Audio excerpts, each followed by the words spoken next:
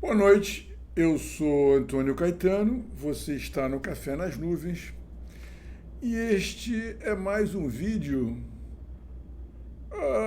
Era para ser um vídeo sobre política até exatamente 3 minutos atrás, mas eu desisti. Eu ia falar sobre política.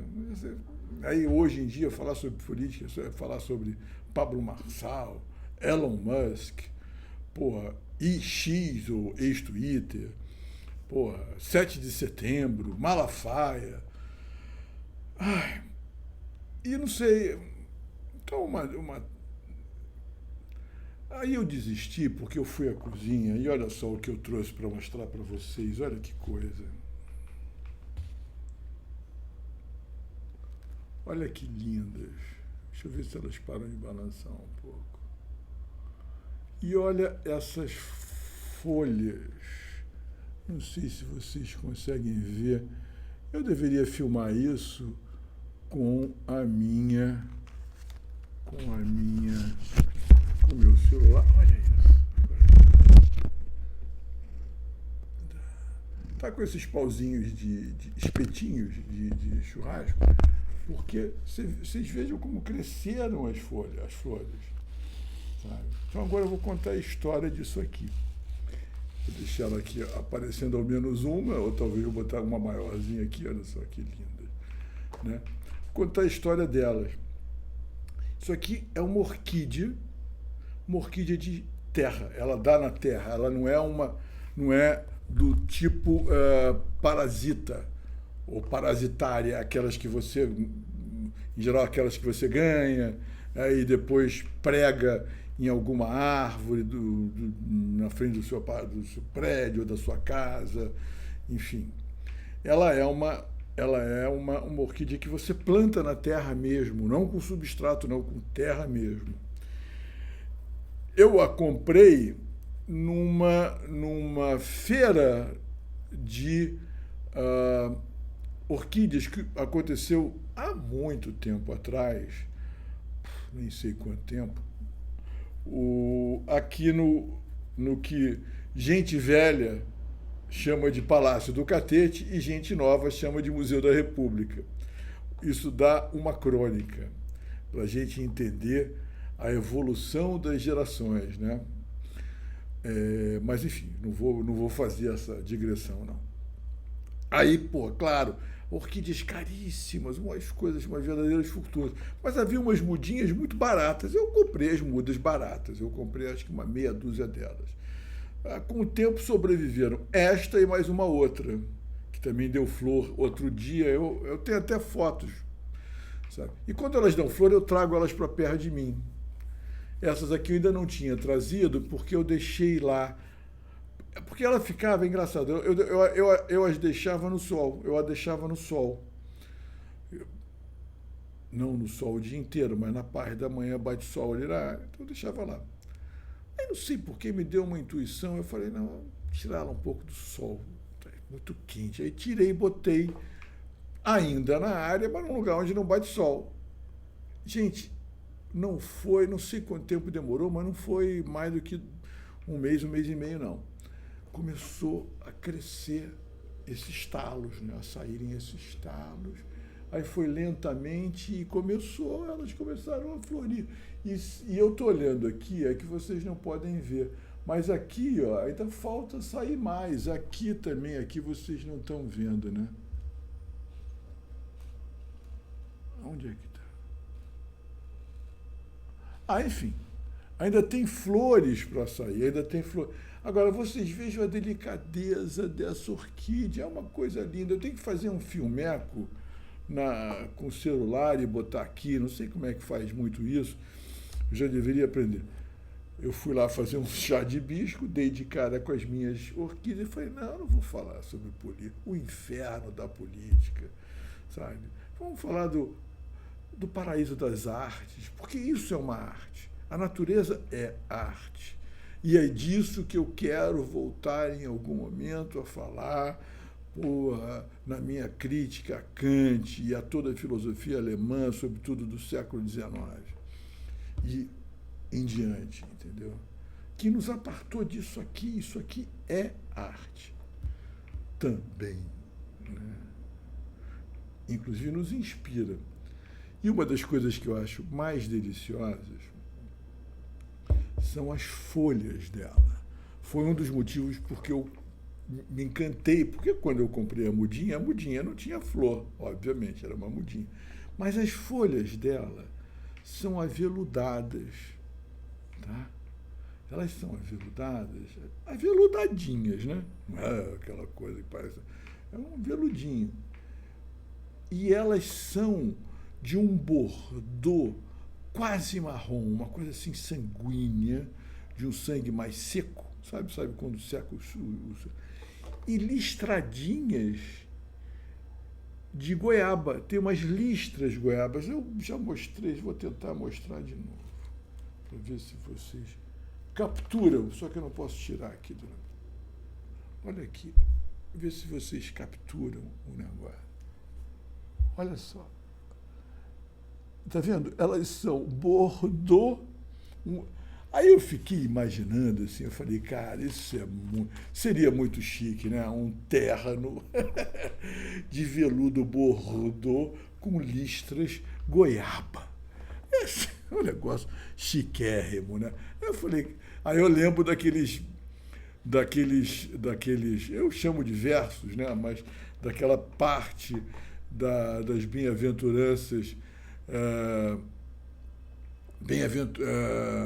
olhai os lírios, os lírios dos campos, que não tecem nem fiam, mas nem Salomão se vestiu tão bem quanto eles, né?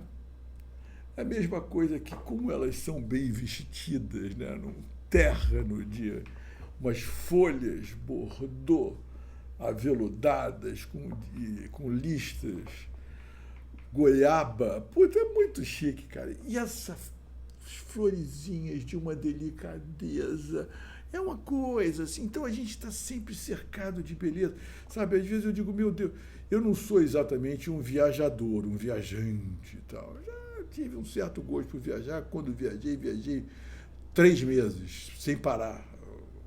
Corri a Europa inteira, fui parar no Marrocos, enfim. E depois ainda fiz 1 ou 2 viagens, não tão longas, mas eu não sou exatamente um viajante. Mas eu digo, meu Deus, a gente está sempre cercado de beleza. A gente primeiro tem que educar os olhos e depois já talvez até exercer essa vocação. Porque tem gente que tem uma vocação para viajar, tem gente que não tem muito. Eu sou muito taurino, eu gosto muito da minha casa, sabe? Eu gosto muito da minha casa e a única repetição que talvez não me seja tão incômodo é essa repetição dos trajetos diários, sabe? Eu me lembro que eu trabalhei um bom tempo na Tribuna da Imprensa, que ficava nos limites de Caetânia, lá na Lapa, né? No começo da Lapa, logo depois dos Arcos. E da minha casa até lá, ainda mais quando eu era jovem, né? E tinha um passo veloz, enérgico, etc. Eu, em 15, 20 minutos, eu estava lá. 20 minutos. Não havia... E eu tinha uma crônica semanal na Tribuna. Eu estava trabalhando lá. Eu ia a pé várias vezes por semana, eu ia a pé em busca de tema para minha crônica, sabe? Porque, cara, era impressionante, eu sempre descobria uma coisa nova no mesmo trajeto que eu fiz e fazia num bairro onde eu nasci, vivi. Sempre eu encontrava uma coisinha, uma delicadeza, um lugar que eu nunca tinha visto, olhado, sequer reparado, sabe? Hoje, até hoje, isso eu aprendi com uma pessoa muito querida, né? Eu aprendi até... Isso é bem mais recente, tá? Mas eu aprendi a perguntar o nome das pessoas. Então, hoje não há... Quer dizer, assim, dentro desse circuito aqui, eu conheço as pessoas pelo nome, os mendigos eu conheço pelo nome, sabe? É tão gostoso a gente, sabe? Esse cotidiano é muito legal. Esse cotidiano é muito legal. né? Há um cotidiano que é massacrante, mas esse cotidiano, né, que é um pouco aquilo que Baudelaire chamava de flanar, o flaner, né, se não me engano, é Baudelaire, né, que é esse caminhar sem. Você pode até você pode até seguir uma trajetória, porque você tem um objetivo, um ponto de chegada, mas é um caminhar devaneante, assim, com o olhar solto. Até eu chegar onde eu quero chegar, eu vou com o meu olhar solto e não imerso, porque era uma coisa que você me surpreendeu também, né?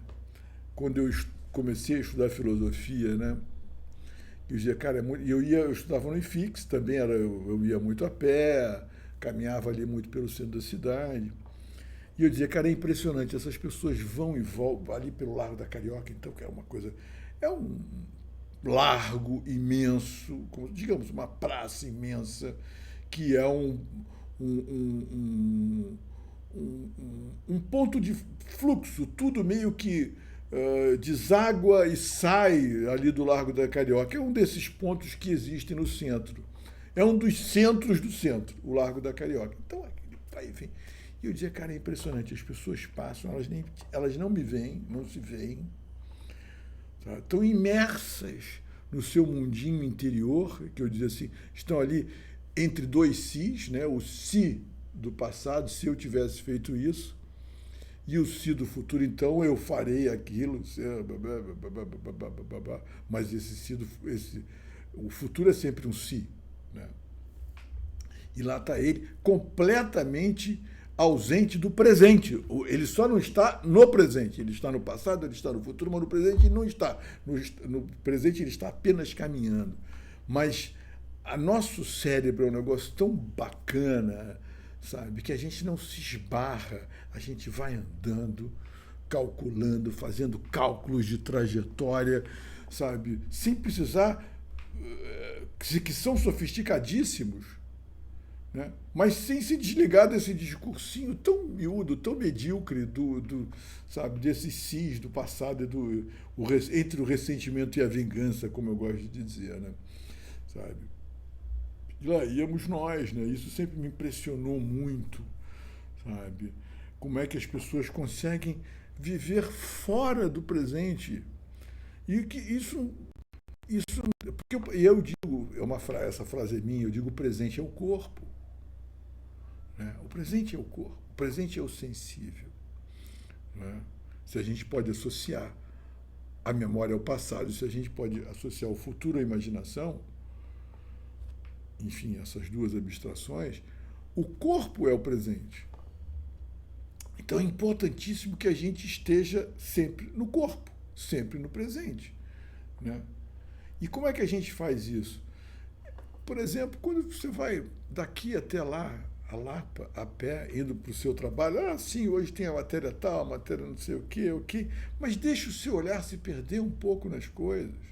Não fica tão agarrado a essa coisa sabe, do remoer as tarefas e as contas e as raivas e os ressentimentos e as vinganças, sabe? Pô, eu lembro de vezes em que eu descobri eu me lembro assim, olha só o que eu lembrei assim.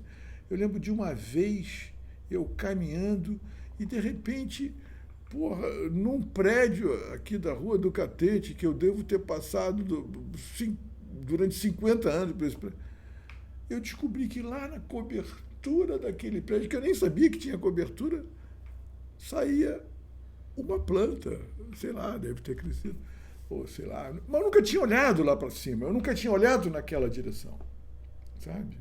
Então há sempre coisas novas abertas aos nossos olhos, há sempre beleza, a gente precisa cultivar a beleza no nosso cotidiano, sabe? Cultivar a beleza, o afeto simples, banal, do bom dia, do boa tarde, de uma esmola de R$5, ou mesmo de 2 se você está muito duro, sabe? Ou se não está completamente duro, um bom dia para o mendigo. Pô, bom dia. Outro dia eu saí do supermercado, fui ao supermercado, tinha um cara uma cara, coitado, de... Pô, parecia que saiu daqueles filmes da Índia, dos famintos. E ele só tinha uma plaquinha, por favor, deixe um dinheiro para comida escrito à mão. Eu falei, pô, o cara deve estar muito mal, né?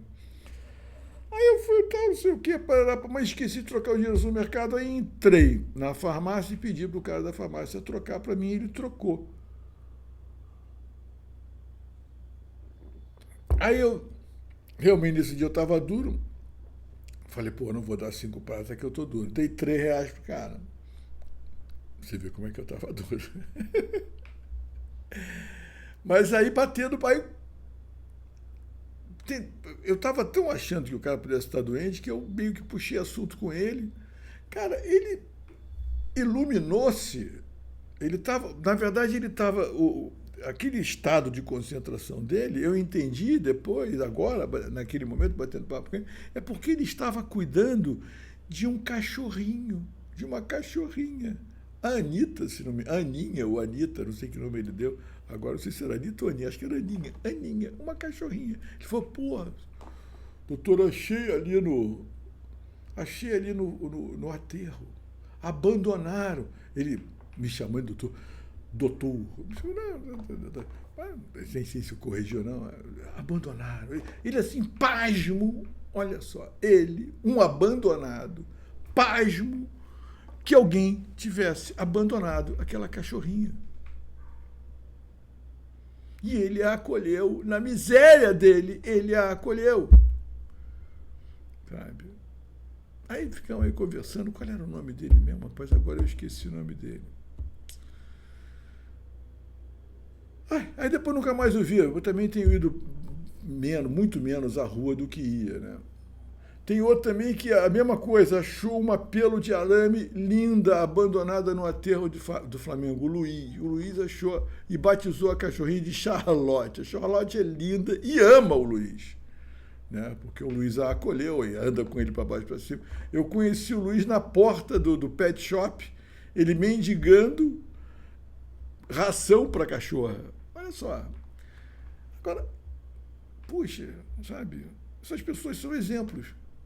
Sabe? Essas pessoas abandonadas, lá, mendigo, sujo, imundo, doidão, porra, cracudo, cara, tudo de ruim que você pode imaginar. Essas pessoas são exemplos de generosidade.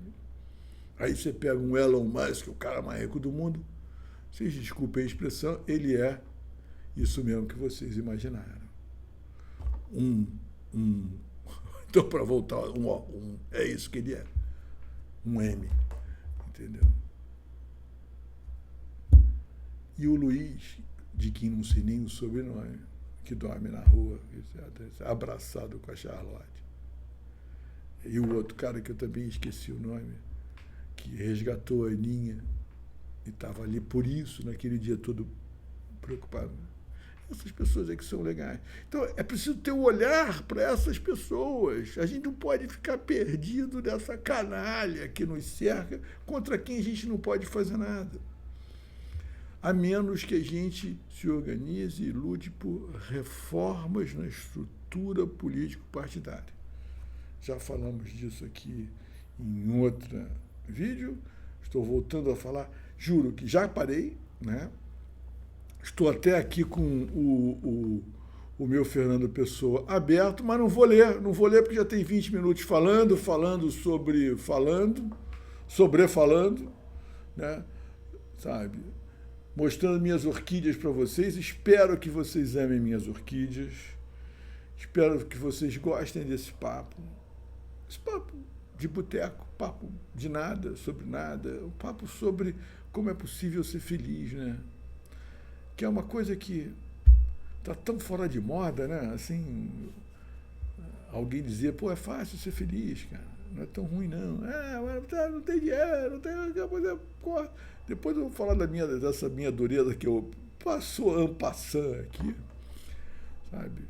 Cara, eu tive que fazer Como eu não tenho mais onde cortar, eu tive que mudar algumas coisas, mudar alguns estilinhos de vida que implicavam em pequenas despesas. Mas quando você não tem mais onde cortar, você tem que cortar no que você chamava o seu estilo de vida. E você não acreditem vocês ou não, minha vida melhorou. Com menos, minha vida ficou melhor. Estou até mais magro, não sei se vocês já repararam e tal, não sei o que. E não é por falta de comida, é por ter adotado uma dieta menos gulosa.